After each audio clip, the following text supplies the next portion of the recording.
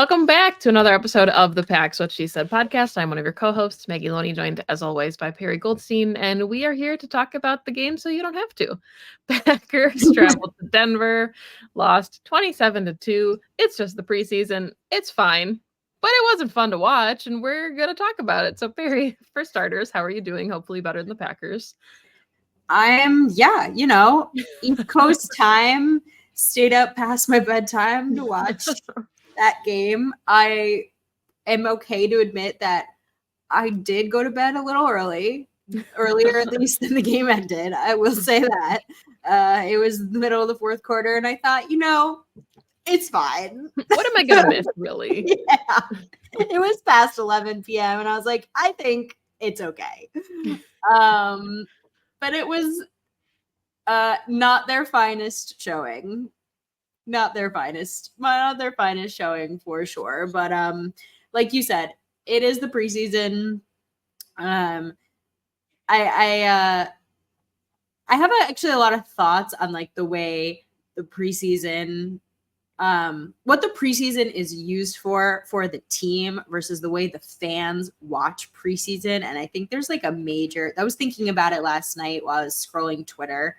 While trying to not watch the game, just like well, I was watching the game and I was looking at the commentary about the game on Twitter, and I was just thinking that there's such a big disconnect around like what fans expect versus like what the preseason is for. And I'm not dismissing by any means like what that was from the Packers.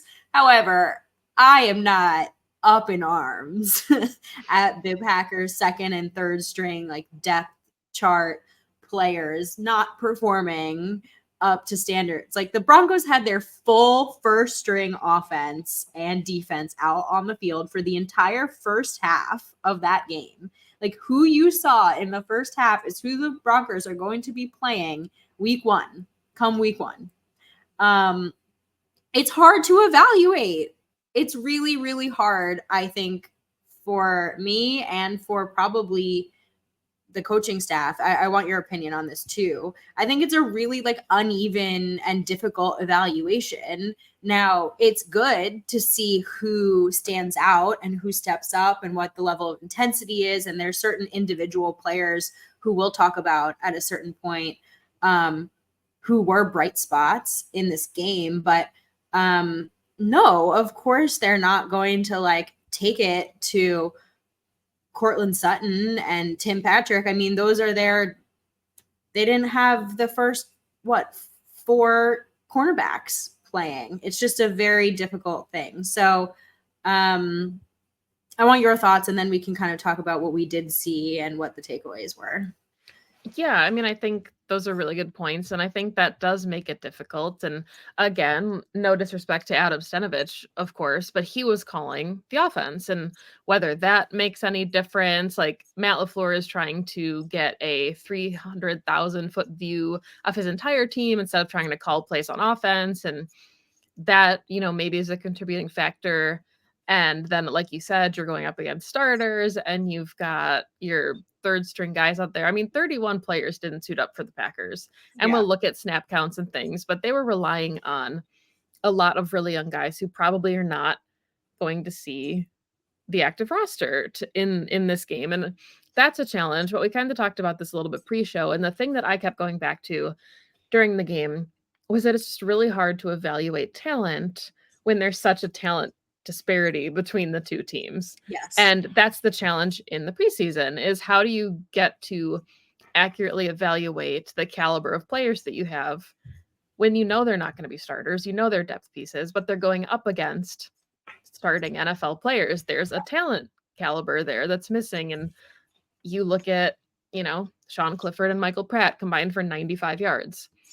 And it's really hard to assess their performances other than, wow, that wasn't great, when you're trying to look at them against a starting defense, when we've talked and said, hey, we're not really sure either of these guys, if something were to happen to Jordan Love, the Packers would feel comfortable trotting them out there. And I think this is kind of when you say, we're realizing that. And not just that, but you're looking at like Willie Keith, Bo Melton, Grant DeBose, Samori Toure, your bottom wide receiver guys that are fighting for 1 or 2 roster spots. the longest play was like 11 yards yesterday. It's really hard to be able to evaluate those guys when the quarterbacks they're playing with can't get them the ball. And there's just so many layers to it. And yes, that's why there's training camp. That's why those practices probably matter more than preseason games, because your coaches see it. You're playing against, your competition every day at your level, but it makes it really challenging to kind of evaluate the guys that you really feel comfortable with on the active roster. Yeah, 100%. And I think you make a great point, which is what I was thinking last night, which is the goal of all of these preseason games, right, isn't to win. You're not here saying, oh, these games count, I want to kick the Broncos butt, we want to leave 1-0. No, the goal, to your point, is to evaluate and try to get to the end of preseason with the best 53-man roster you can to go into the season to win games. And in order to do that, you use these games like exhibition games. That's what they are. It's to get to the most accurate depiction of what real in-game action is without it being meaningful really in any way to the actual season, and see what these guys can do. And unfortunately for the Packers in this game, there really weren't any meaningful takeaways from this game because of that disparity in the caliber of talent, to your point, right? All of the competitions that we wanted to get like some clarity around, there really wasn't any. You mentioned the wide receivers. Like, we're still looking at Grant Dubose and Malik Heath and Bo Mountain potentially as like who of these wide receivers are going to make this roster. I don't know, because none of them really could catch passes. What is the O-line depth, look like? And I think that was maybe the only one that you could get some semblance of. But again, they're getting beat badly because they're going up against starting edge rushers. And okay, that's great to see how they go up against starters, but it's still not good. It's not good because they're getting beat,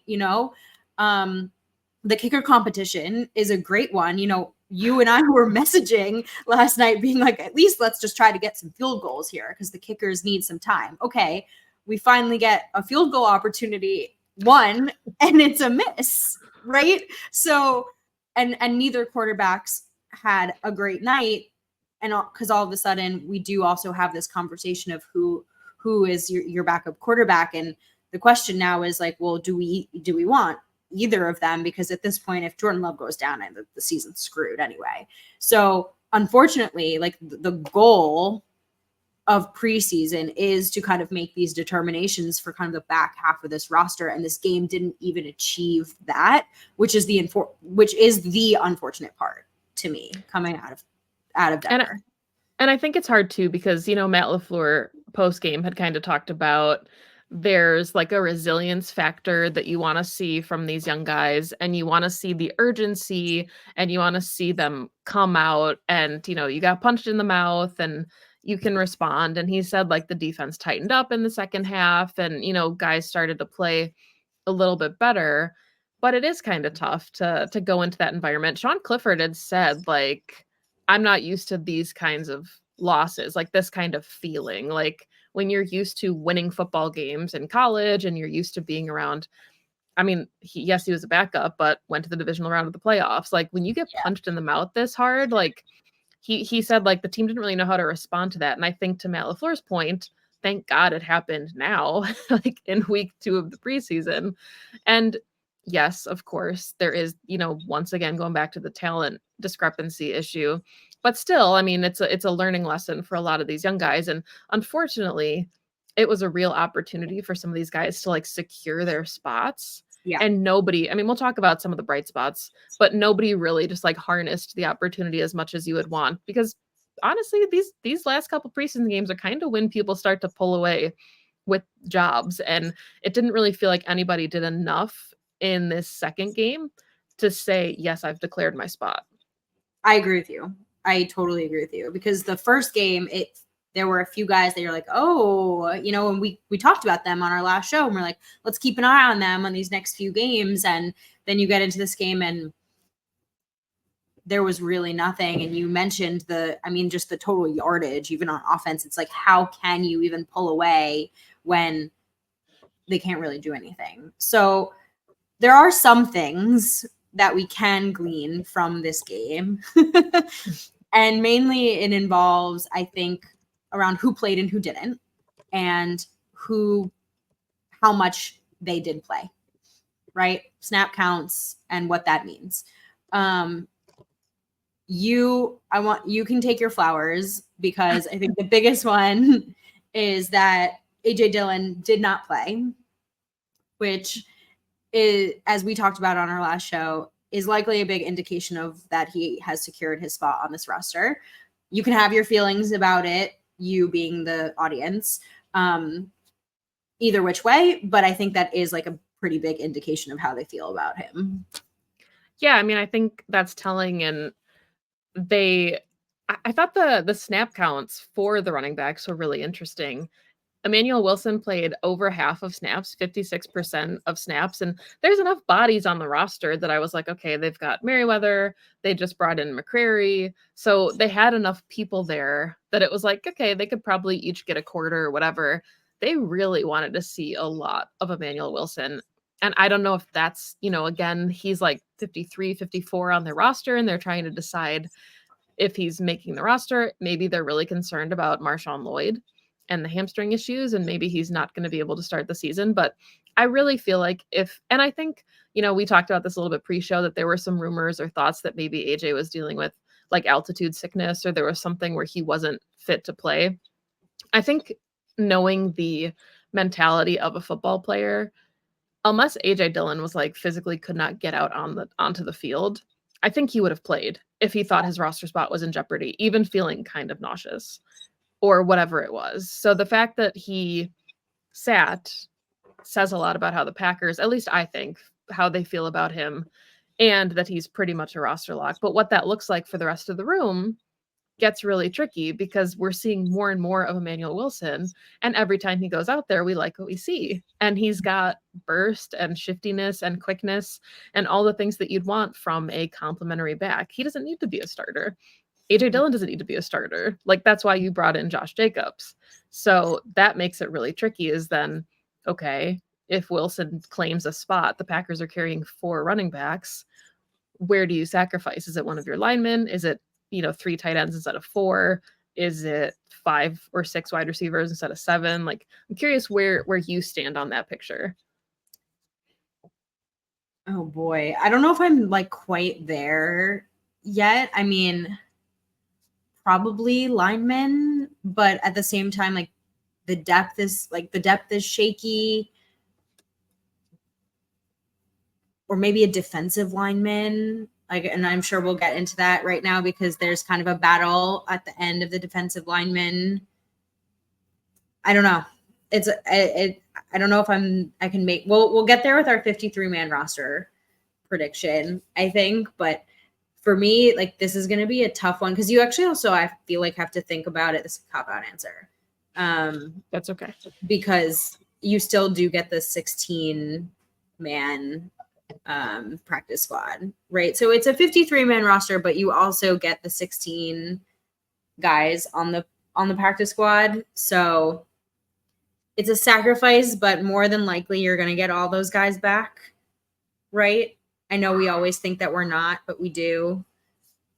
So I don't know, because I think that, like, regardless of who they cut, they're probably going to get them back. Anyway. Yeah, and I mean, I think it makes it really difficult to kind of determine where they're placing the most value. So one of the snap counts that you and I talked about that we were surprised by is that Royce Newman played 100% of snaps. And I don't know necessarily what that means. Yeah. Because we've seen in other preseasons, Justin McCray comes to mind, because he was somebody that I was rooting for on the team, and he played a lot in the 3rd preseason game. Or no, I think he didn't play. Something happened where he just wasn't playing as much. And we were like, oh, okay, that probably means that you're pretty comfortable. Once you get into these 2nd and 3rd preseason games, it's like, do you want to play? is the idea that you want to go out there and show that you're worth keeping? Would you prefer that they play you less? Does that mean, like, in coach speak, like, hey, we feel pretty good about you? Do you want to play first? Because if you're playing in the fourth quarter of the third preseason game, that probably doesn't bode well for you. Like, him playing 100% of snaps on the offensive line is really interesting. And the second was Glover, played 81% of snaps, and then Jacob Monk played 71% of snaps. So really looking at their O-line intensely here. Yeah. I think those are such good examples because I think the snap counts for those three players mean very different things based on where they are in their careers, right? Because for Glover and for Monk, these are like imperative snaps. They're rookies. They're still developing. And like I mentioned at the top of the show, this is about as close as you're getting to real game time action without it mattering. And so from a development standpoint, this is as good as it gets. You can throw them out there into any position on the offensive line that a coach would want to see them at, see how they hold up. You have tape for them to go back and look at. Like, this is A+ when it comes to like development. For Royce, I think it's on the opposite end of like more concerning, because if you've been on the team for, what is it, 4 seasons now? I would have to look, 4 or 5. 4 or 5, yeah. 4 or 5 seasons now, and you're still playing 100% of snaps in the preseason and your spot isn't locked up, it probably means you're like on the hot seat, roster bubble, last legs, right? That's my interpretation of it. Like, they should know exactly what they have in you at this point. And the fact that he was giving up pressures, like didn't have a good game, right, also does not bode well for him. I think already he's played a ton of snaps for the Packers on the line already in his career.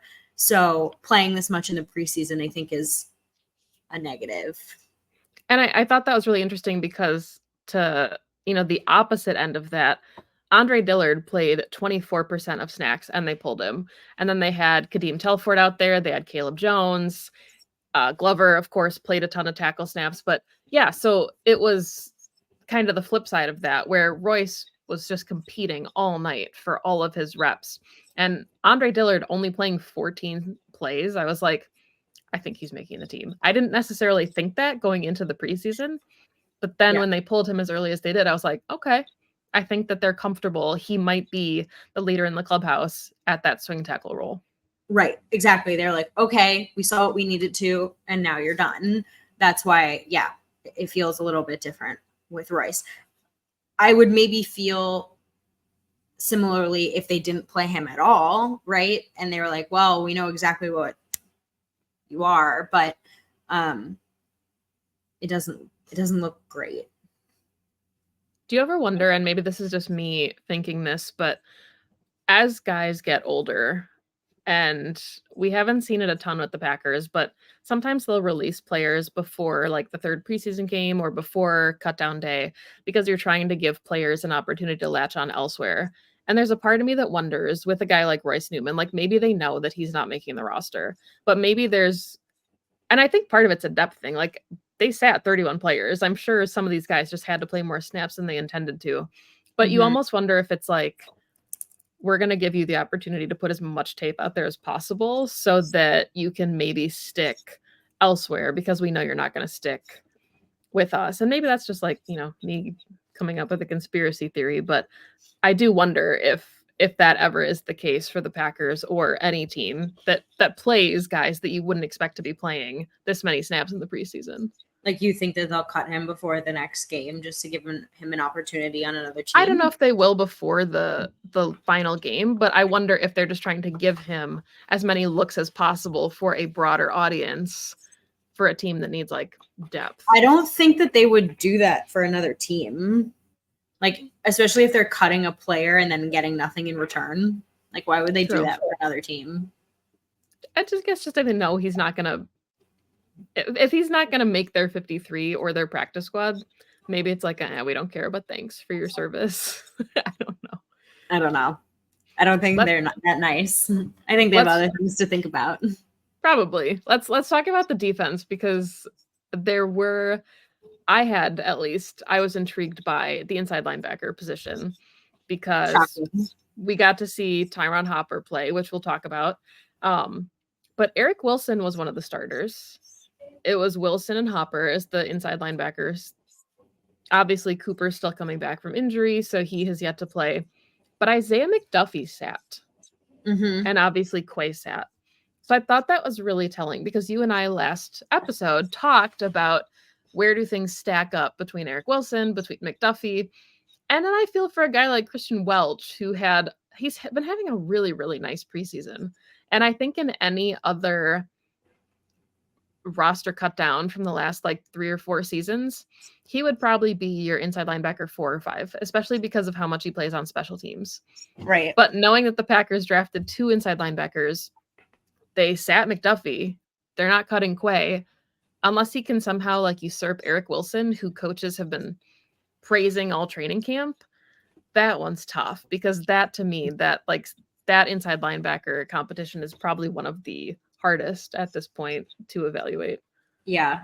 So I also noticed that Isaiah McDuffie didn't play, which I'm not surprised about because to me, he is like they have 3 starters, right? It's Quay, Cooper, and Isaiah McDuffie. Like those are if you're talking like traditional like 3 linebackers, that it is to me. And then you get Eric Wilson, and then Hopper, I think, will make his way up the ranks given I mean, I don't know if we want to go into our bright spots on the night, but Sure. Hopper was easily like the bright spot of the night. I will say.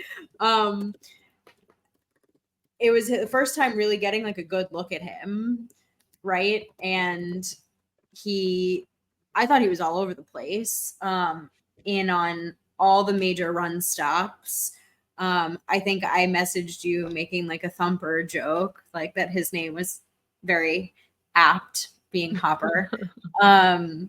But he looked great. And you make a really great point about Christian Welch because he was my other bright spot on the night. Mm-hmm. He had the only, he had another, I shouldn't say the only, another takeaway.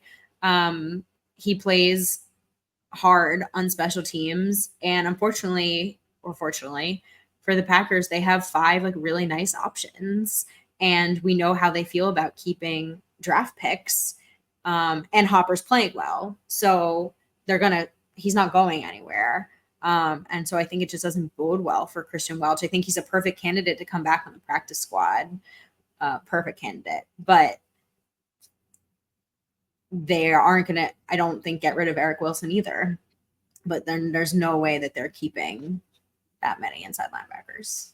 And I think this is the hard part too, is when you talk about these guys like Eric Wilson and Christian Welch, they're probably competing for one inside linebacker role, but also likely whoever gets that spot is probably playing like 70% of your special team snaps. Yeah. Like probably not playing a ton on defense, but a huge core special teamer.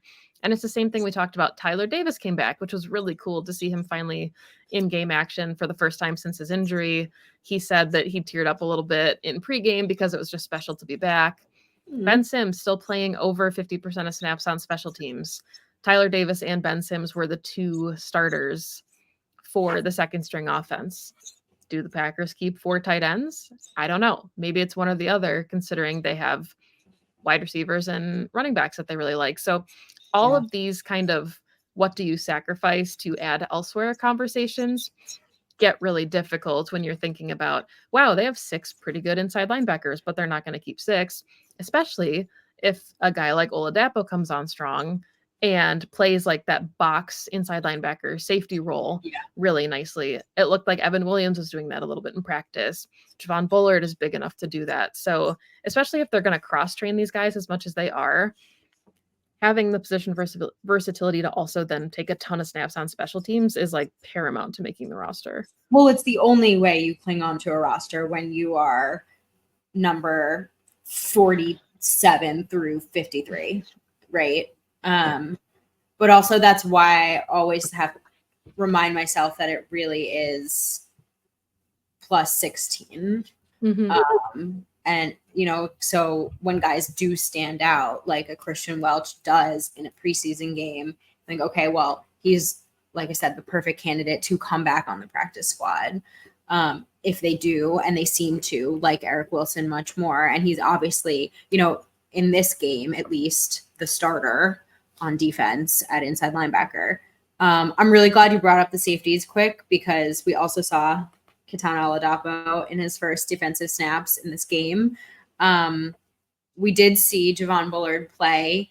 He got pulled very early, which I thought was also interesting if we were talking about snap counts. But I don't want to, I think I'm trying to gain some level of insight from this game when there wasn't too much to gain. And so I don't want to look too far into it. But it also, it's telling to see when they're like, the guys who you expect to be starters, at least when they say we're not playing starters, and then some guys do play who you think are going to end up starting in the regular season, like a Javon Bullard, even though he's a rookie. And then they pull them quite early. It's quite telling. Yeah, and I mean, I think that you can kind of see they're like trying to balance the fine line of a lot like Carl Brooks and Colby Wooden are making the roster. They played like 30-ish% of defensive snaps because you're just going to run out of bodies at that point. Like some of these guys just had to play regardless. Evan Williams, obviously making the roster, could be a starter in some sub packages, 20 snaps, 32% of defensive snaps. So like kind of in that same vein with Bullard, where it's like, these are the guys you have to walk a balance of like giving them game reps before they get into the regular season versus seeing what you have in other guys. And that's why I think like the Michael Penix situation in Atlanta is really strange, that they're like, oh, we've seen enough of him for the preseason, he's not going to play anymore. That is what if he's your backup quarterback potentially behind and he's Kirk like Cousins? Never played in the NFL.